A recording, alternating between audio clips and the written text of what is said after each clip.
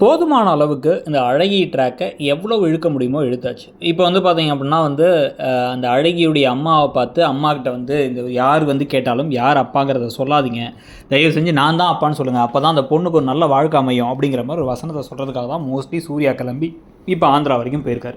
இப்போ அதே சமயத்தில் வந்து பார்த்திங்க அப்படின்னா வந்து இப்போ மகாவும் ஐஸ்வர்யாவும் தனியாக போயிட்டாங்க. ஸோ முதல்ல சூர்யா போயிருக்காரு, அதுக்கு பிறகு இவங்க 2 பேரும் போயிருக்காங்க.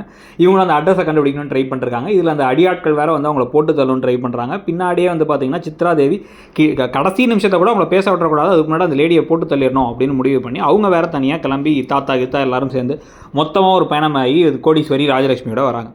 எல்லா கலவரத்துக்கும் இடையில எப்படியோ அந்த லேடியை காப்பாற்றினதுக்கு பிறகு அந்த லேடியை காப்பாற்றி யாருடைய குழந்தை அது அப்படின்னு கேட்கும் பொழுது சூர்யா தடுத்தும் கூட கேட்காம அவங்க மனநலம் வேறு பாதிக்கப்பட்டவங்க அவங்க கையை காமிச்சு வந்து ரகுவரனை காமிச்சாங்க. ஏன்னா ரகுவரன் ஃபாரின்லேருந்து அப்போ தான் திருப்பி வராருனாங்கள, ரகுவரனை காமிச்சு அவர் தான் அந்த குழந்தையோட அப்பா அப்படிங்கிறத சொன்னால் கரெக்டாக இருக்கும். அழகி உங்கள் குழந்தை, எவ்வளோ தைரியம் இருந்தால் அப்படி வந்து மற்றவங்க மேலே பழிய தூக்கி போட்டிருப்பீங்க. 6 வருஷத்துக்கு மேலே ட்ரிப்பு போகும்போது நீங்கள் செஞ்ச தவறால் பிறந்த குழந்தை அது அப்படிங்கிற மாதிரி சொல்ல, இந்த விஷயம் தெரிஞ்சால் குடும்பம் பாதிக்கப்பட்டு நினச்சா நான் சொல்லாமல் இருந்தேங்கிறத சூர்யா சொல்லும் பொழுது காயத்ரிக்கும் பெரிய ஷாக்காக இருக்கும். காயத்ரியுடைய மருமகளாக இருக்க ஓவர் சீன் போடுற அனாமிகாவுக்கும் வந்து ஷாக்காக இருக்கும்.